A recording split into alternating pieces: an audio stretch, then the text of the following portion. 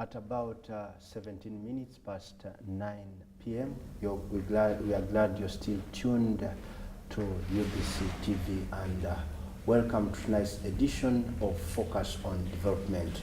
Tonight we shall be focusing on the preparation for the 32nd NRM anniversary, whose celebrations will be held in Boma Grounds, Arua municipality.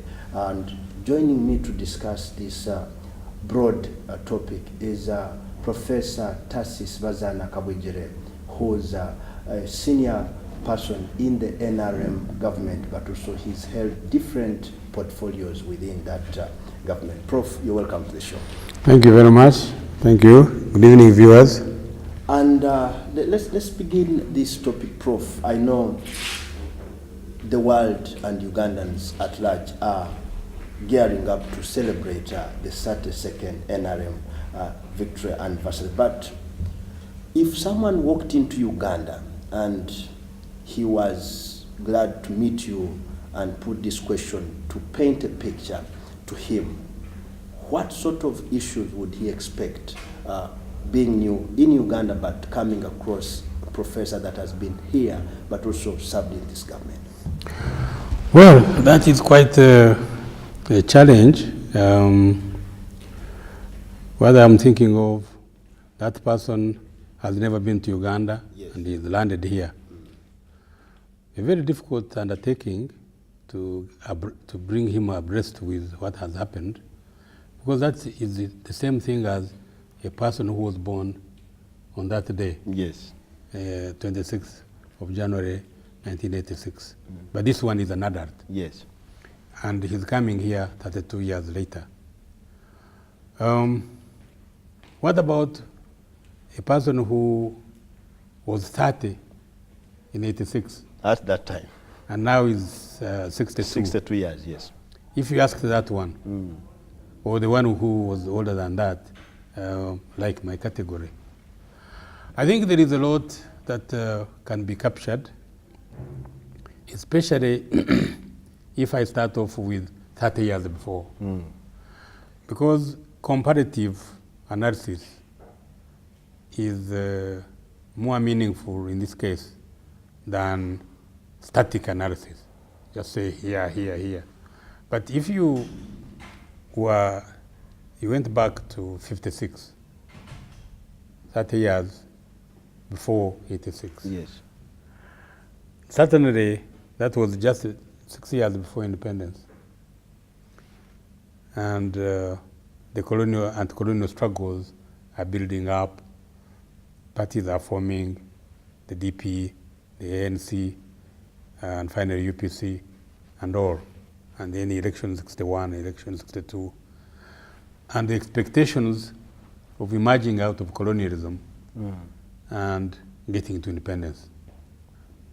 Going to London for meetings, yes, for constitution making and all that. If you are now in 1986, you have gone through a period where the first government of Chiwanuka, yes, lasted a very short time. We got self-government, but the next elections threw him out and his party. Then you have UPC coming in. Major amendment of the constitution in 63 to create the position of president and vice president. 64 issues of lost counties. Yes. A Kabaka who is the king of Uganda comes in and the president and can't sign because the constitution very cleverly put it that in the event the president doesn't sign, the prime minister can sign, and you have the crisis in 66, 67, and on. And then you see what happens with Amin takeover.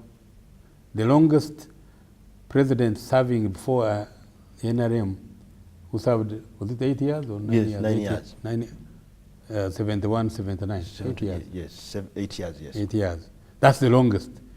And some of us have known it as the most expensive, the most painful time, because that's when some of us had to run out of Uganda. And then you have 86.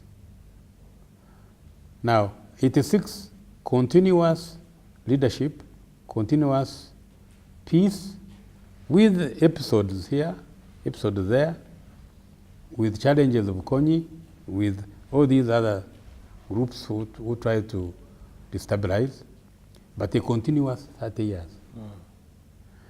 Which means a person who was born in 1986 has seen a continuous period of 32 years, which an equivalent in the previous 32 years, one went through a lot of dramas, a lot of stories, a lot of episodes. So what do I tell this man who has come into Uganda? And as somebody who was old enough in a 61, 62, and who has seen it all up to today. Yes. I would say welcome to Uganda, a peaceful country, a country with a future. Because some programs have started, they have matured, and others have taken over from those programs. I would say, from the political point of view, we have had a period where people have experimented in making a country peaceful, a country of politics, including the movement system, and now political parties, people who have had elections, who have participated in elections at LC 1s, at LC 2s, LC 3s, and LC 5, and then parliament, and then president. If you come from a sub-county, you certainly have voted for your sub-county chairperson and the councillor, and you have voted for your councillor at the district. You have voted for a member of parliament. You have voted for a president. Not once, but you have done it now. How many times? 96, 2001, 2006, 2011, 2016. In this period, you didn't have that. Now, and you have had people forming parties, presenting candidates, and you have people who have presented themselves as candidates at all these levels. What an activity. What a political momentum. Yes. Now, people don't see this as a very major shift from the previous 32 years. Yes, Professor, you've ably spoken to a person who has not been in this country, and you've helped him appreciate the strides. I was going to hold on now, yes, just from the political, then go to the social. Yes. I believe that the Uganda of today, 32 years, compared to Ugandan, the 32 years before. Yes, that's what I'm trying to now put across to you, Prof. You're dealing, the people watching you on the show, yes, are a mixture of some who are young, yes, and did not, I think they were lucky, if I can use a better word, because the experiences from what we read, for those who saw the worst years, must have been an unlucky generation. Now, help the youth that did not witness what forced this struggle to take place. What was the situation like? Where were you yourself, and did you witness some of these nasty incidents? Well, as I told you, independence came when I was already in entire school, doing my O-level. The coup of Amin took place when I was finishing my graduate studies. I was here. I was here when Amin took over, when people were singing in response to a removal of Obote, because in Uganda the Kabaka had been removed by Obote. I was here. In 79, we were here. We came here. I have been here since that time. I saw the 1980 elections. I went through the struggle, 5 years of struggle, and I have been here since 86.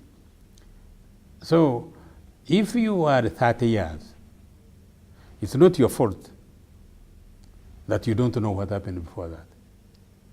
But if you can learn and listen and be in tuned to what happened compared to what has happened since, there is a world of difference. Can you imagine Amin, the minister, going to a village? What would be in the village? People would be running away. Like you are a minister and you are going to the village? Yes. When we came in 1979, I can tell you, because I was then Minister of Lands and Natural Resources. Yes. I replaced Juma Horis. Juma Horis was the Minister of Lands. Now, people who came to see me would try to see whether there is a gun on the table, because he used to put his gun cocked, you know, the red mark, visible for anybody who came. Why were? Well, this is the terrorism that you had, that you want to know that the people who are in charge have the gun. So why would people run away from ministers? Well, because of fear.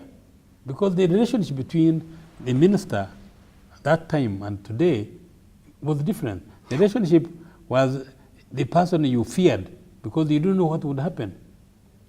The Captain No Parking or Maria Mungu or whatever, all these had the inspired fear. I've had a chance to see or read the instructions the head of state, President Museveni, gives you, normally cabinet ministers. Were these part of the instructions given by the president that the ministers must cock guns, must make people... No, but that's what it was. It was a military regime through and through. You have to terrorize the population for submission. And that's why people would look for their relatives in Namamve, you know. That's why they would go to the Lake Victoria to see floating bodies. That's why they would go to River Nile, because tippers would go and throw them in the river at the bridge, at Karuma Bridge, and so on, you know. You would, I can give you a very live example. Yes. Of a friend of mine who happened to have been a student of mine as well, but had been also Lieutenant Colonel Kakushere. Sorry about the relatives who may be reminded of this. He was at the IPA for a program, diploma program, and I was teaching there as a student, graduate student. And Amin came there to hand over at the graduation. And I refused to be there because you would be easily identified if you were not known who you were, in case you didn't support the government. So this man comes, he was the kind of head prefect of the program. Oh, he salutes, you know, the usual police, soldier style. Oh, who is this? Who is this? Kakushere, he knew, of course he knew him. Oh, huh? Him, mzuri sana. Huh? And the sign was there given that something should happen, because people who were there knew that he had hinted. And did we find him? We looked all over the place. Nobody. He went to pick his wife at the post office building, Kampala Street, Kampala Road, and he was captured, put in a boot, and that was the end. What had he done? What had he done? He appeared there. Here was somebody, a soldier, who was now no longer in the system, now getting education, because that time Nasomawa was supposed to be the mode, because all these soldiers who were really in charge had any education, you know, including himself. So even the man who was the Minister of Education and so on. So he thought that this one was going to be a danger.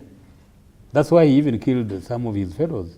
Yeah, Prof, we've seen politics of patronage, and you are highly educated. You would really benefit from some of these governments. What was the most irritating fact that made you say, I must join the struggle? First of all, I was teaching at Makerere. I'd come back in 1972 with my PhD, teaching sociology. How do you come to a class and you can't use an illustration of what is going on in the country? For that 1 year was a terrible time. Newly graduated, you know, and I wanted to teach students. Now you couldn't be sure that one of the students would not be an informer. So there was no way I could cope. I decided to run away with my wife and my little daughter. To be sure that I would escape and she would escape, we had to take different routes. I went to the airport. She was put on the train, you know, and with the daughter. It was so that bad. So even the teachers in class could not illustrate with the practical examples. You couldn't be sure that what you have said has not been communicated to somebody else who would be your executor. Yeah, currently the learners in the different institutions of higher learning are discussing the politics of the but you see, what we have is not comparable. And that's why Ugandans really sometimes pain me, those who seem to think that we are in a similar situation. That time, those 8 years were 8 years of torture, mental torture, physical torture. So many people killed. You know, you went to a barrack and you killed all people there because they are a certain group, and so on. No, there is no way you could compare what was happening at that time with what has happened. Even with the Obote. The Obote too was quite dramatic, almost near there. Okay? But still, those 8 years were very, very difficult years. Now, how could people do anything? Because even animals ran out of Uganda during that time. The animals also disappeared from the national parks. When I came back, that Ministry of Lands and Natural Resources included tourism, wildlife, and all that, fisheries and minerals, and it was a big thing. The population of elephants had been reduced to almost a quarter. Did we have a lot of poachers, or because of the system of government? Yes, these people used to go and shoot them. In fact, what is so terrible is that when Amin was defeated, some of his soldiers running away and leaving guns, those guns ended up being in the mountains of the Rwenzori, being with the Karamojong. And we have had to inherit that kind of situation of having to disarm people who are armed by accessing guns in those uprisings and those. Yeah, Professor Tarsis Kabwegere, I'm taking much interest to learn the history of Uganda, and I'm finding out that even at that time you had a PhD. Equally, many more of your compatriots were educated. Why did the leadership fail to organize the state? Why did we see a lot of confusion, a lot of killings? You know, if you say this, people will say, oh, colonialism, colonialism. You see, people who took over in 1961, 1962, how much experience did they have in managing society? You see, I have said that earlier on that we have had people participate in LC system, you know, electing councillors, electing a member of parliament, and so on. The people who, like Obote, people like the late Bataringaya, that whole, the Kakonges, that group, these were, okay, coming into leadership without a background of leadership. The colonialists did not educate you to inherit the state, because they didn't even anticipate that the state would be in the hands of the locals. When you read the history, the colonial change also took them by surprise, you know, and they reached a point where it was a liability, because struggles, including the Kenyan struggle, those struggles, those anti-colonial movements, and even here, the Namba Mnana and so on, they were struggles which kept the system insecure. Now, so the people who came in talk of a system, talk of leadership, talk of confidence, talk of programs. This was a new territory. No wonder very elementary alliances were being formed. Like when you look at the Kabaka-Yeka UPC alliance, you can see it was bound to fail. You know, it was bound to fail. And some people try some alliances even now, and you can see that they will fail. You know, they've not benefited anything. Yeah, because they are not alliances of responsibility. They are alliances of opportunity and convenience. Yes, you know, and they end up not being successful because compatibility and focusing on goals. Now, so what you get, the kind of program that Obote was able to project, and that's what is remembered for the hospitals. Yes, Professor, NRM gets on board with huge support. They are seen as heroes, liberators. But as years goes on, this is fading. We are seeing a lot of this being eroded. You see,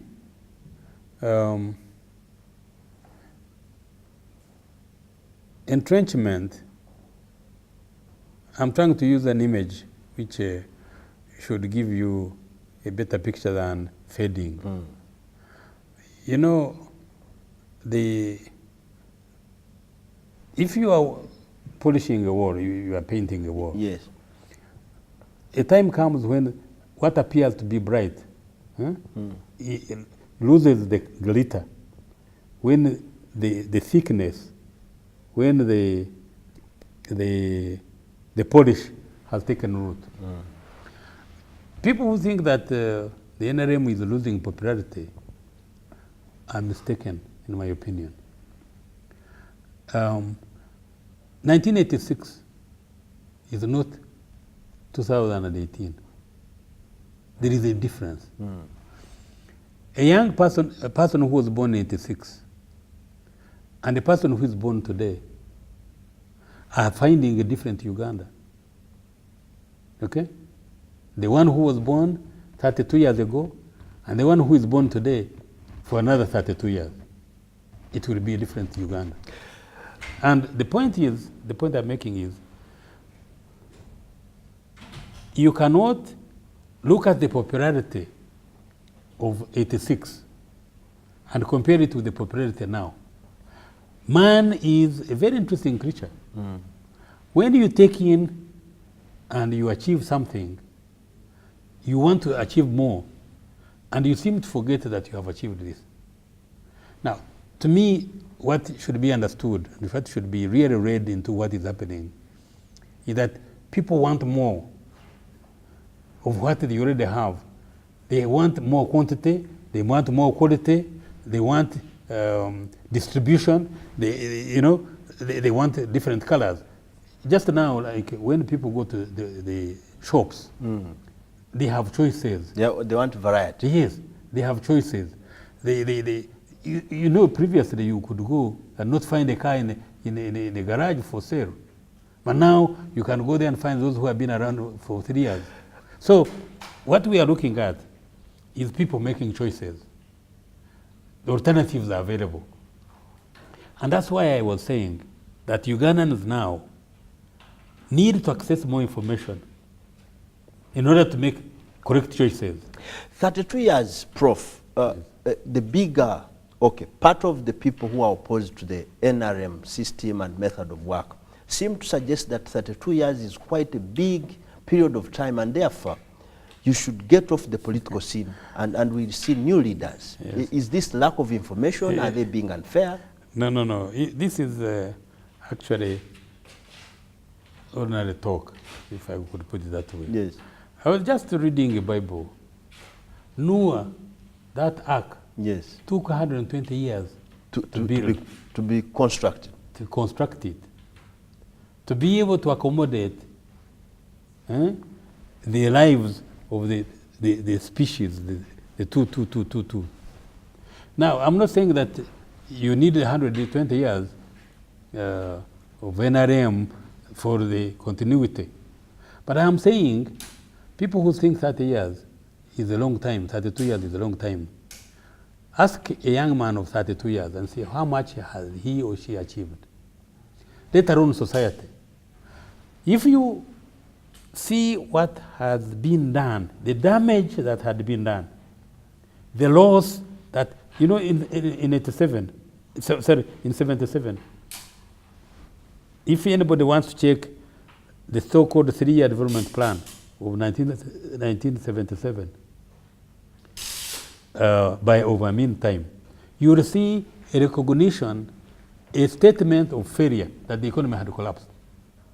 That's when there was a record of negative growth in the economy. Now, to move that economy from that minus to ready to read it to where it is now, people think 30 years is a long time. Many countries have taken hundreds of years even to achieve what we are achieving now. But you'll get some people who say, oh, it took so many years for those. Do you think you must do the same? Must you invent the wheel? But so for society to gain momentum, you need knowledge.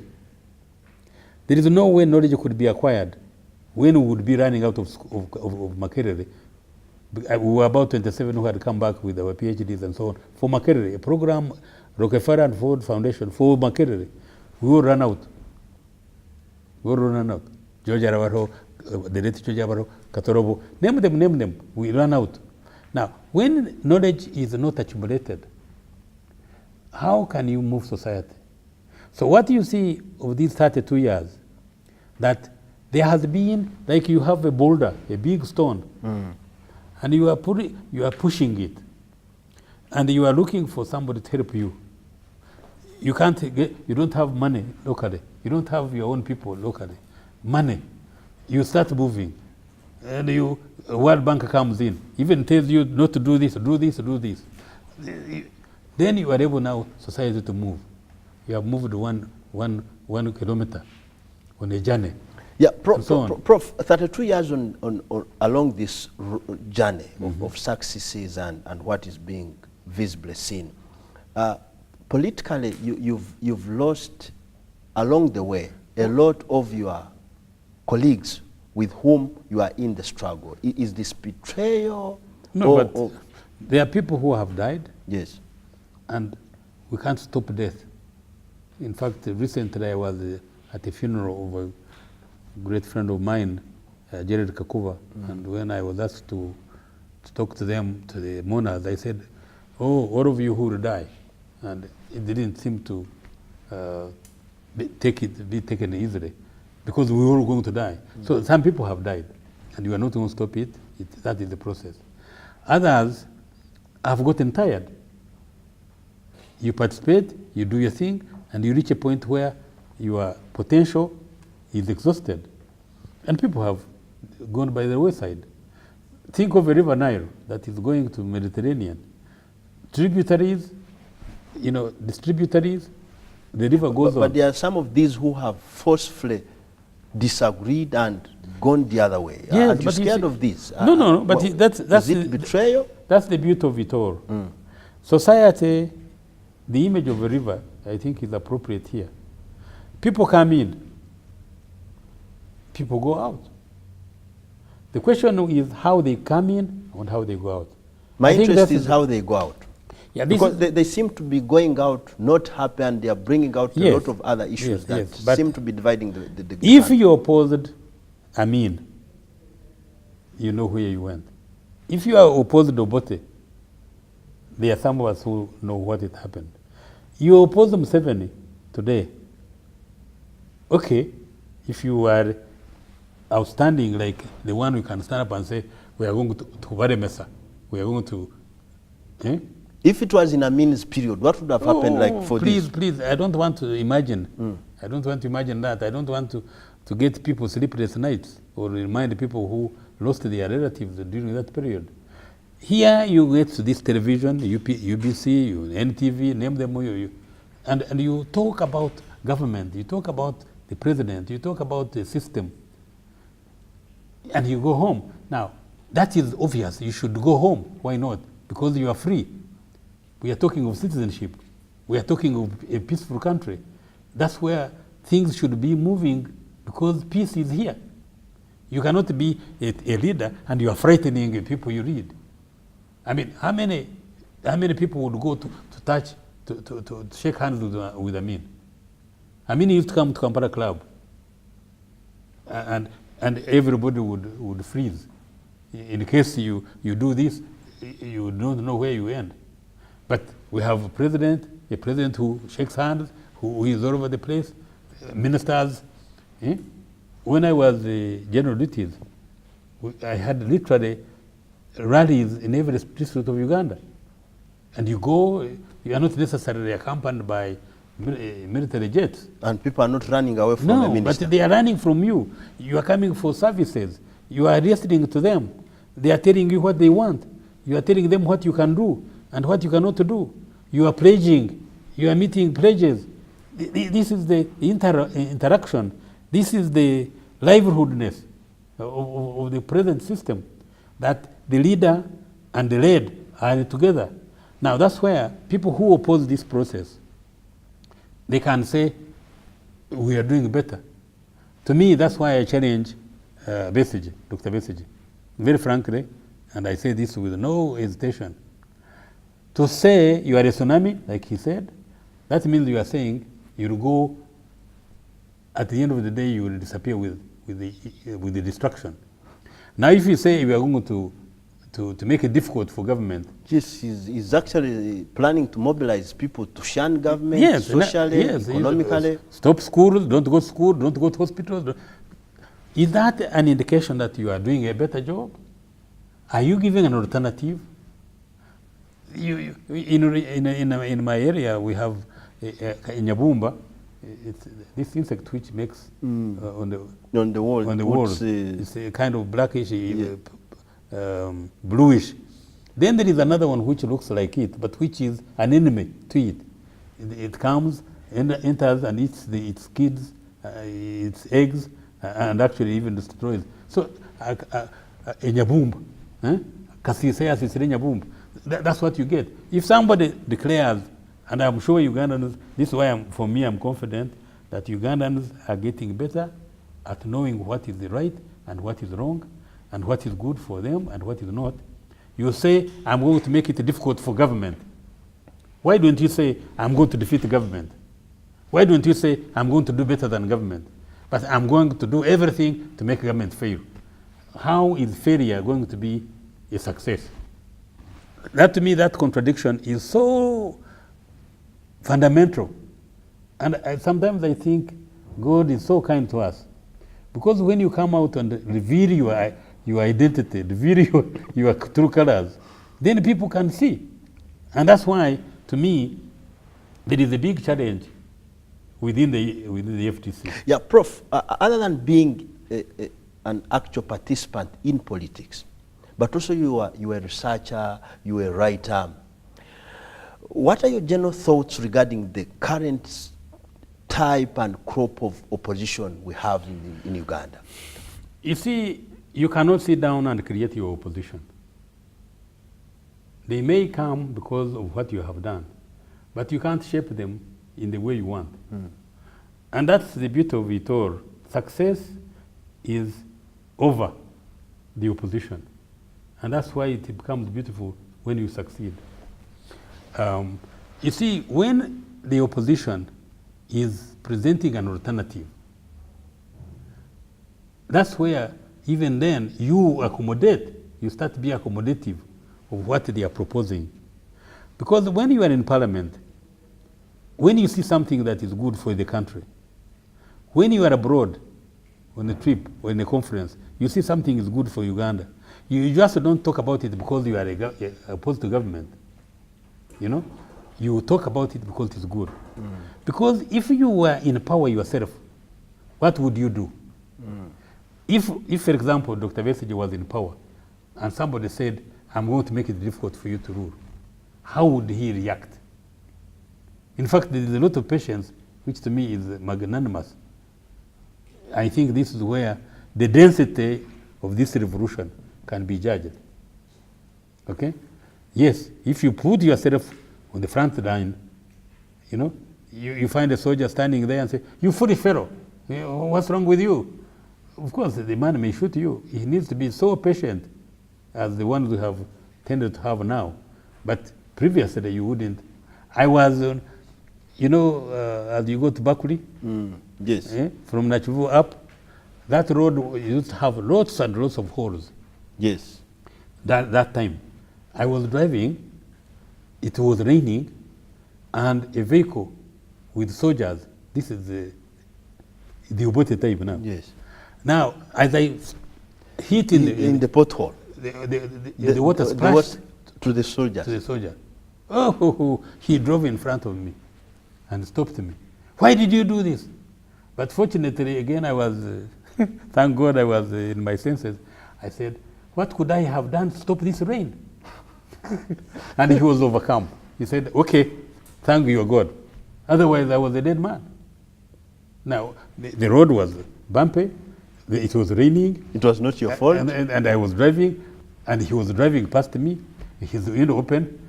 What else could I? Yeah, finally, Prof, we have like 2 minutes to the end of the show. Are there any issues or maybe failures we've registered in these 32 years that we really need to put focus on, because this government is obviously still here until the next set of election? You know, viewers, the one who is here listening or watching me, that question you have put, ask yourself, in your own life, in your own panorama, have you succeeded in whatever you wanted to do? In fact, given what some of us see, and we have a yesterday, and we compare with other countries, people try to compare Uganda with Kenya. Kenya, although they have had some bad time not long ago, but they never went through anything like this. Tanzania has never gone through anything like this. If you go to Kenya or Tanzania, and you look at the loss we have incurred over the years, and where we are now vis-a-vis them, you must notice, whether you like it or not, that something fundamental has happened here. Weaknesses, which country has no weaknesses? I look at Britain, for example. Why would Britain want to get out of Europe? To me, this is madness, but they are doing it. Look at what is happening in the United States. Countries do go through this. Human beings, in our own metabolism, and even in our own metaphysics, things change. We look at things, we like this, tomorrow you like another one. There are divorces in homes. There are disagreements with the parents. So what has happened in Uganda? Yes, we can look at where we didn't arrive in time, where we didn't do good things, where we should have done them. But you go to Karamoja. Can we say Karamoja is not an outstanding achievement? You saw in the paper today, Northern Uganda, poverty has gone down. Don't you think this is an achievement? After post-Konyi? Look at all this. So all is bright for the country? Absolutely. And anybody who has this doubt, you try to do better rather than to frustrate what is happening. Yeah, Professor, thank you very much. We are sorry we shall... So let me conclude. Yes. Really, I want to congratulate Ugandans and all those who have participated. in making this Uganda what it is. Weaknesses notwithstanding, but these weaknesses we have are not insurmountable. And I think the capacity within our system now is to address them. I can see in an administration, evaluations are going on. We can see changes happening. We are improving. And anybody who thinks that you can have a life on earth here, which is like the life in heaven as we are told, is mistaken. If Noah took 120 years to build an ark, if we take 30 years, I just want you, in the next 32 years, I'm sure you will still be young enough, even probably younger than me, to enjoy a Uganda that is now going on. Thank you very much. That was Professor Tarsis Kabwegere, who's held different portfolios in the NRM government, but also he's been here to try and share his thought, but also educate the viewer on a wide range of issues. Look at the journey of Uganda, 32 years now, but also analyze what we went through as a country.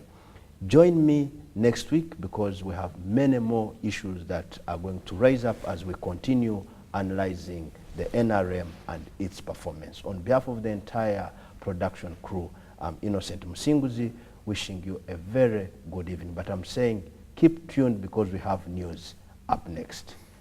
Good evening. Prof. Okay. Yes, first remove.